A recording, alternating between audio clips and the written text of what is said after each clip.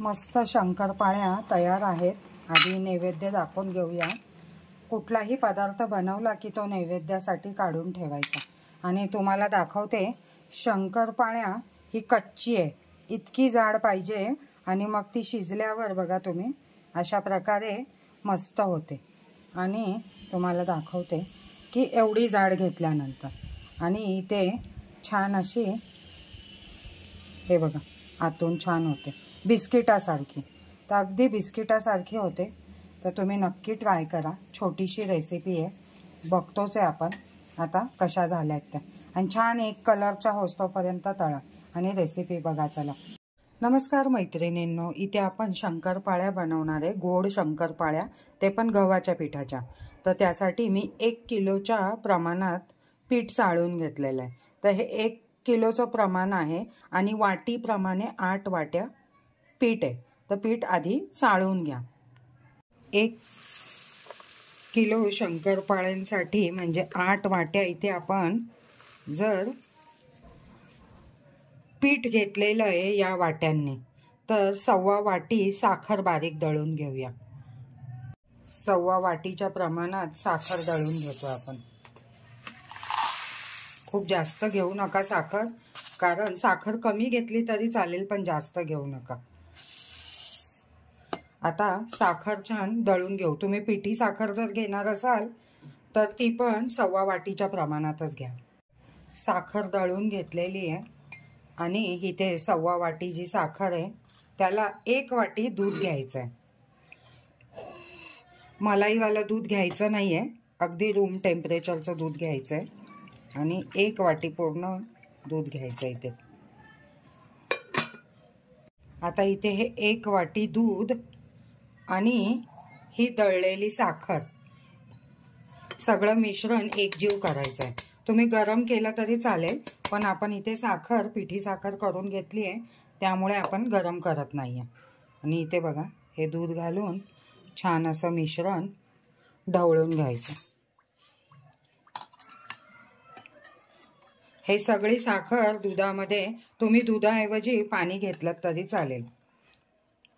आणि आता याच वाटीने वितळवलेलं तूप घ्यायचं आहे, 1 वाटी कडकडीत गरम करून।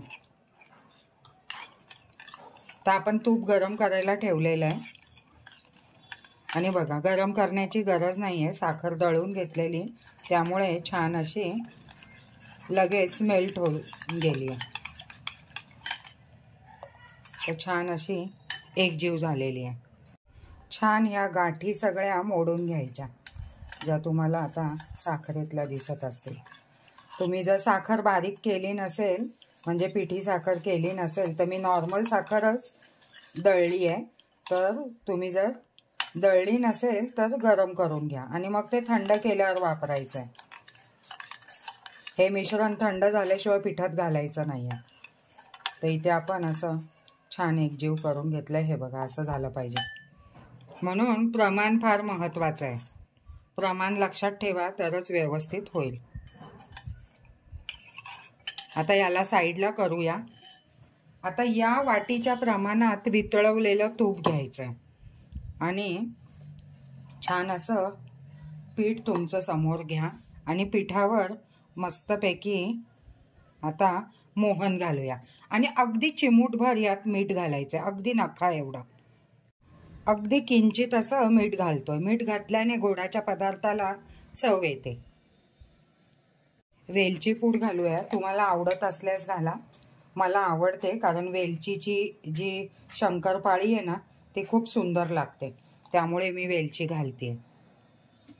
आता छान इथे पीठ एकजीव करून घेऊया। यात दुसरं तसं काहीच नाही आहे, त्यामुळे तुम्ही याच गव्हाच्या पिठाऐवजी मैदा पण वापरू शकता याच प्रमाणात। तर पण आपण मैदा खात नाही, त्यामुळे जर तुम्ही म्हणत असाल तर मी मैद्याच्या पण बनवेल। मैद्याच्या तर जास्त खुसखुशीत बनतात। आणि इथे आता आपलं तूप छान गरम झालेलं आहे, कडकडीत गरम तूपच घालायचं आहे। तूप तुम्हाला अशा प्रकारे गरम पाहिजे की त्यातून वाफ आली पाहिजे, अगदी जळणारं कडकडीत नाही। त्यामुळे अशा प्रकारचं तूप तुम्हाला पाहिजे आणि त्या दाखवलेल्या वाटीच्या प्रमाणातच मी इथे तूप घेतलेलं आहे। आता तूप पण आहे ना अगदी भस्कन ओतायचं नाही आहे, हळूहळू एक एक चमचा ओतून बघायचं आहे, साईडने असं ओतायचं आहे बघा. खूप असं घाई गडबडीत एकदम असं ओतू नये. आणि तूप कच्चं अजिबात घालू नये, कारण जर कच्चं घातलं ना तर त्याचा एक वेगळाच वास येतो.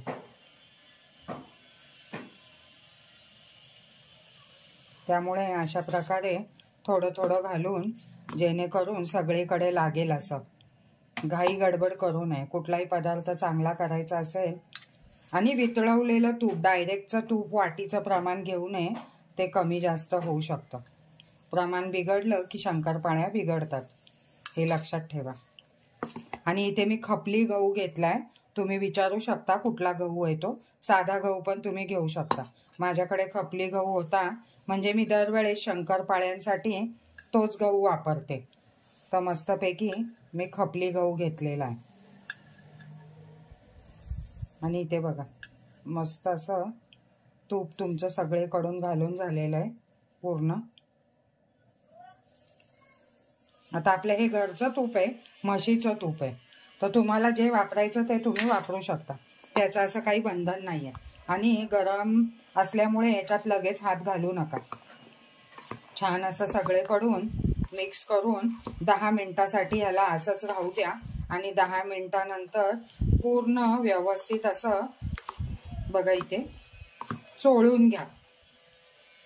पिठाला तूप छान चोळून घ्या. वेलची पूड असल्यामुळे आत्ताच ह्याचा छान सुगंध सुटलाय. आता सगळ्यात महत्त्वाचं काम आहे, इथे छान असं पीठ बघा एकजीव करून घ्यायचं आहे. तूप सगळीकडून लागलं पाहिजे. ही प्रक्रिया फार महत्त्वाची आहे.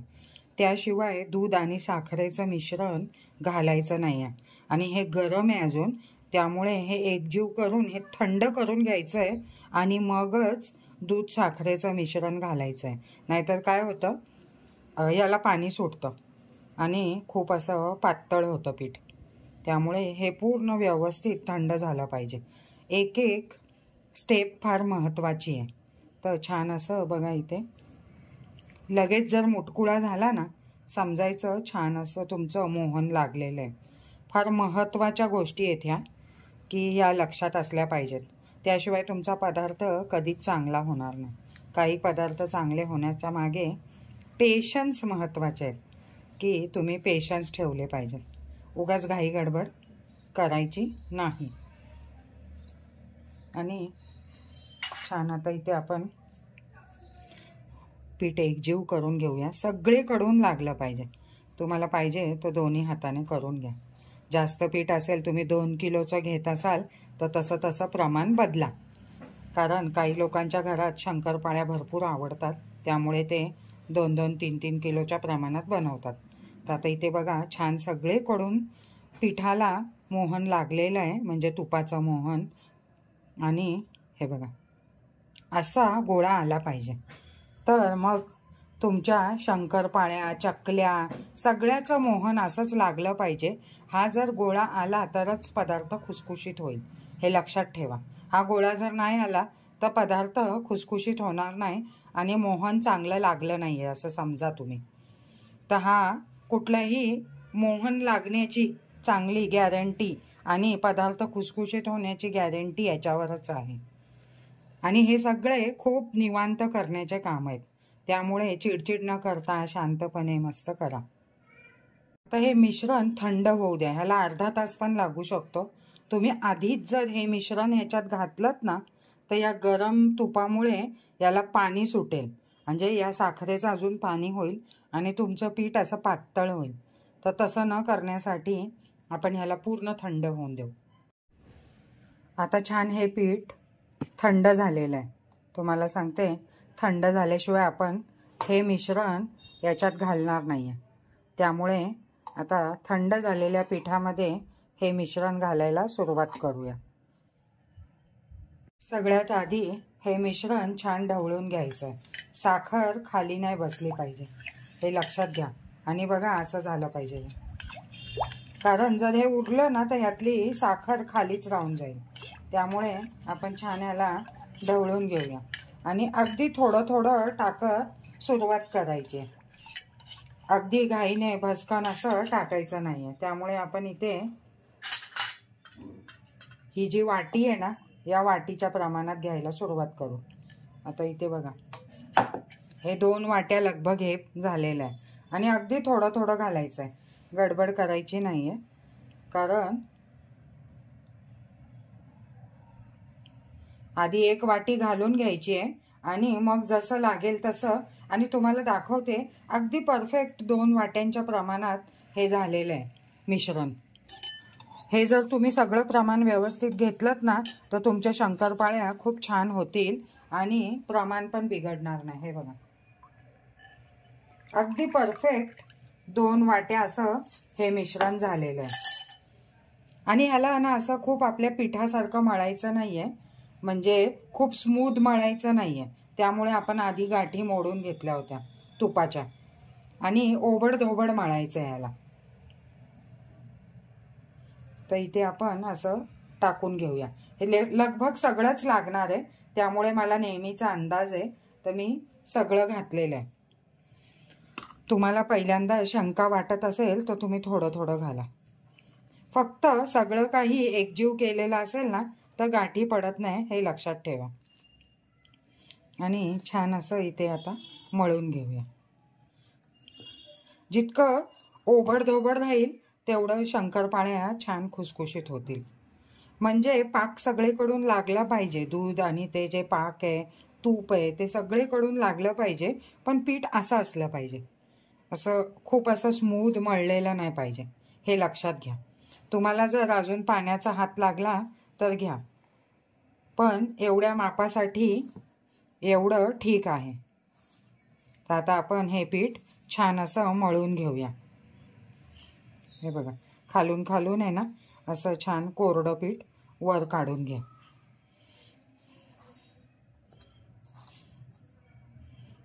हवं तर एक एक गोळा करत आहे ना बाजूला ठेवत चला ह्याच्यात. हे बघा, असा असा जसा जसा गोळा होईल ना तो मी इथे ठेवत जाते. पाण्याचा हात अजून लागला तर घ्या, थोड्या वेळाने याला पाणी सुटेल. पाण्याचा किंवा दुधाचा हात तुम्ही अजून घेऊ शकता. पण आपण थोडीशी वाट बघणार आहे, कारण थोड्या वेळाने यात मस्तपैकी साखरेचं पाणी होईल आणि पाणी सुटेल. तर हे बघा, हे अशा प्रकारे आता झालं पाहिजे.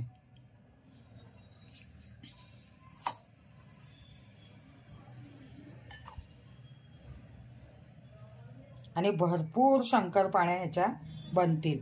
जवळजवळ तुम्हाला सांगू का, सगळं मिश्रण सगळं मिळून हे 2 किलोच्या प्रमाणात बनतं. दूध, साखर सगळं मिळून 2 किलो बनतं. इथे आपल्याला थोडासा पाण्याचा हात घ्यावाच लागणार आहे, त्याशिवाय होणार नाही. तर रूम टेम्परेचरचं पाणी घ्या, अगदी थोडंसं.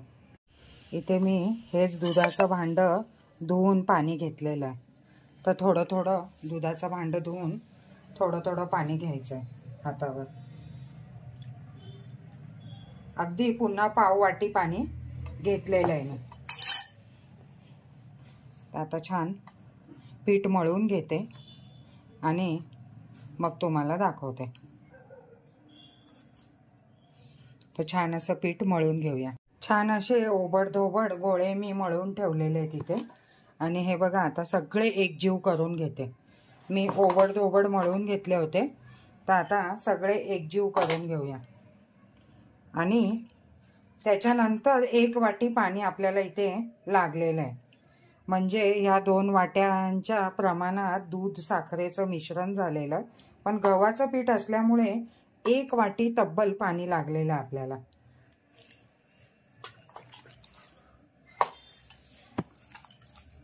तर इथे छान असं पीठ आपलं तयार आहे. आता सगळं पीठ एकजीव करून घेऊया मस्तपैकी. आणि हे असंच मळायचं आहे, खूप घाई करून चिकट करायचं नाही. हळूहळू पाणी घालून छान असं मळत राहायचं आहे, कारण नाहीतर खुसखुशीत होत नाहीत.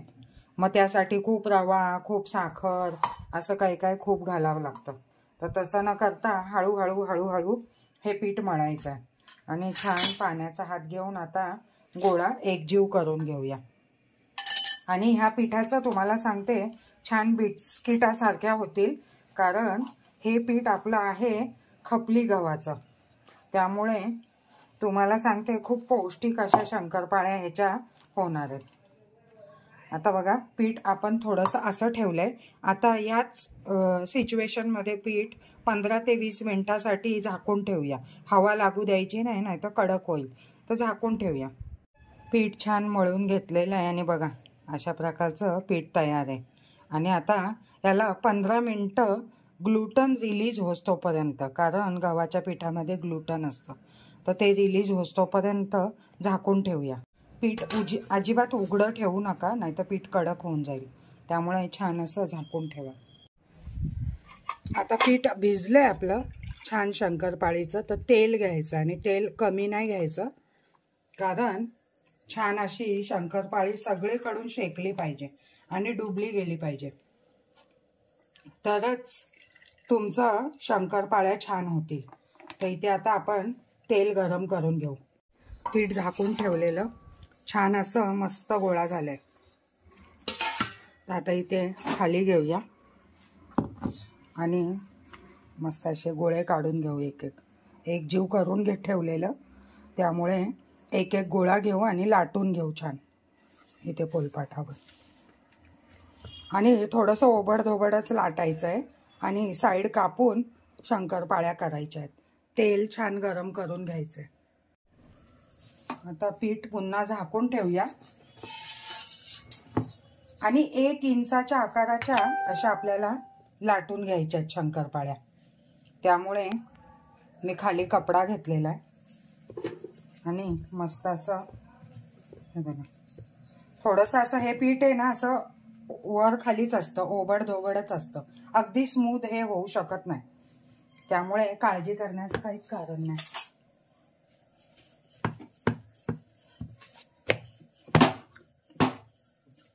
तुम्हाला पाहिजे तर प्लॅटफॉर्म धुवून त्यावर तुम्ही करून घेतल्यात तरी चालेल.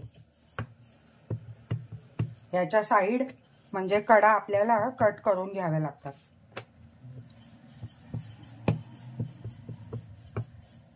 हा बघा,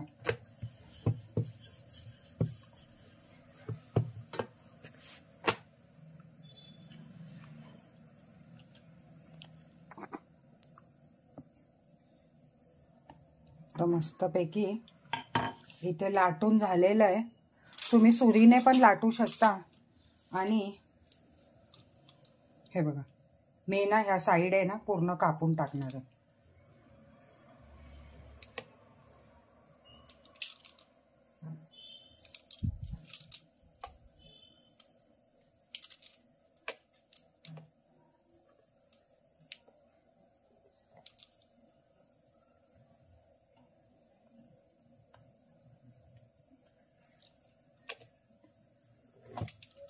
तर अशाच प्रकारे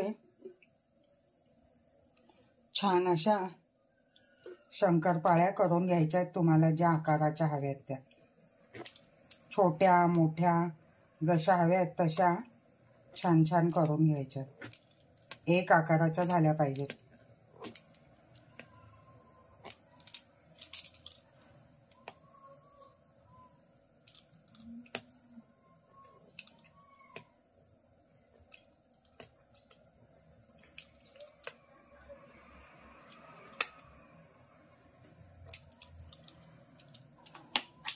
आणि साधारण इतक्या जाड असायला हव्यात, तर छान फुलून येतील.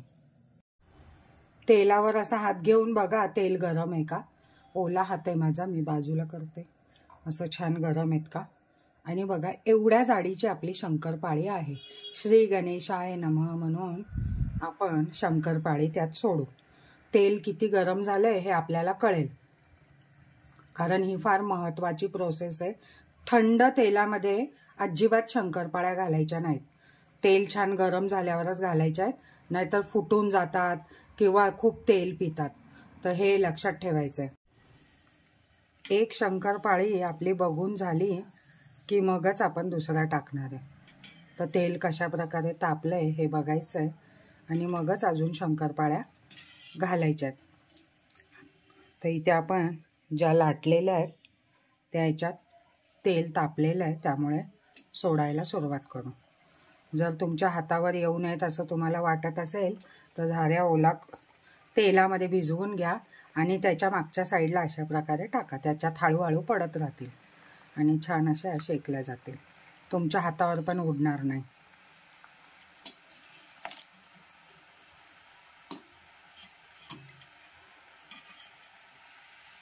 हे बघा तेल छान तळलं आहे, झालं आहे गरम. आणि आता मीडियम करायचा आहे गॅस. आपण मीडियम करूया आणि अजून शंकरपाळ्या सोडून घेऊ सगळ्या. छान इथे तुमच्या शंकरपाळ्या तळल्या जात आहेत आणि मध्ये मध्ये हलवत राहायचं आहे. गॅस आपण मीडियम केलेला आहे, तेल छान तापलेलं आहे आणि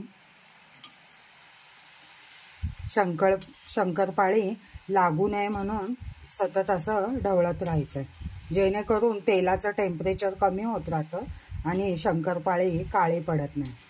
तर अशाच प्रकारे सगळ्या आता लाटून तळून घेऊ.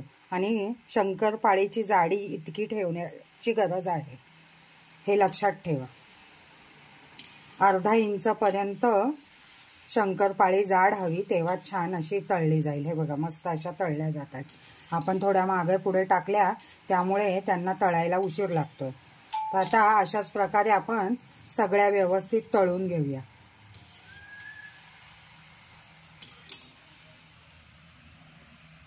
मस्त अशा शंकरपाळ्या तुमच्या तळल्या जात आहेत बघा, छान होत आहेत. आणि छान अशा ढवळत राहायचं आहे, म्हणजे खाली लागणार नाही आणि एकाच साईडने काळ्या होणार नाहीत. मस्तपैकी शंकरपाळ्या तुमच्या तळल्या जात आहेत आणि सतत हलवल्यामुळे बघा त्यांचा कलर सगळीकडून एकसारखा आहे. तर अशा प्रकारच्या शंकरपाळ्यांसाठी मस्तपैकी छोटीशी रेसिपी बघा, प्रमाणात दिलेली आहे 1 किलोच्या. यूट्यूबवर पाहत असाल तर सबस्क्राईब करा आणि फेसबुकवर पाहत असाल तर फॉलो करा. आणि चला आता रेसिपी पाहूया.